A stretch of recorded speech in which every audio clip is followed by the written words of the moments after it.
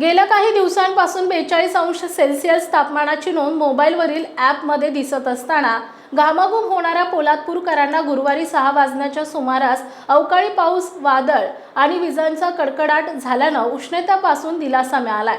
मात्र वादळी पावसामुळे अनेक घरांचे पत्रे उडाले आणि काही ठिकाणी झाड कोसळल्याची माहिती प्राप्त झाली आहे। पोलादपूर तालुक्यात यापूर्वी लहुळसे येथे अवकाळी पावसाने 20 मार्च रोजी हजेरी लावली होती। त्यानंतर दिवसेंदिवस उन्हाची तीव्रता वाढू लागली आणि आज गुरुवार दिनांक 23 एप्रिल रोजी तब्बल 43°C तापमानाची मोबाईलवरील ॲपमध्ये नोंद दिसून आली। सायंकाळी 5:15 वाजण्याच्या सुमारास अचानक आकाशात ढग दाटून आले आणि विजांचा कडकडाट सुरू झाला।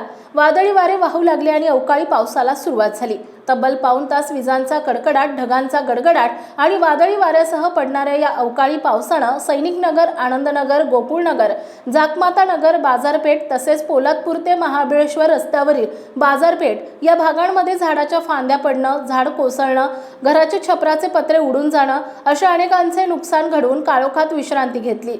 यावेळी आनंदनगरमध्ये एक झाड कोसळले असून सैनिकनगरमधील गणेश उतेकर यांच्या घराचे छपराचे कॉन्क्रीटचे पत्रे उडून फुटल्याचं दिसून आले। अवकाळी पावसाच्या निमित्तानं महावितरणकडून विद्युत पुरवठा बंद करण्यात आलाय।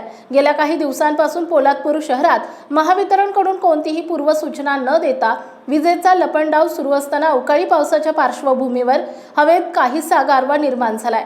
मात्र सायंकाळी विद्युत पुरवठा बंद राहिल्यानं नागरिकांना मच्छर आणि केम्र यांनी कमालीचं त्रस्त केलंय। प्रतिनिधी शैलेश पालकर, पोलादपूर।